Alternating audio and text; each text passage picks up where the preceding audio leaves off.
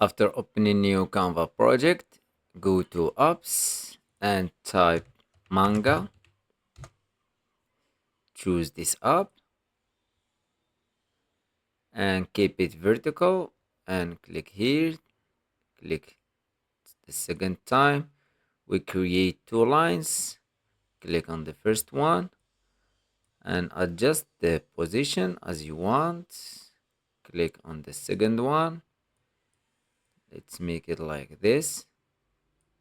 And now click vertical. Let's create a line here and line here. And now click in the first line and adjust the position. Make the same for the rest. Scroll down to stroke weight. Let's make it 6. And you can change the color as you want. Let's keep it black and click add to current page. And now you can place your images as you want. Let's try this one.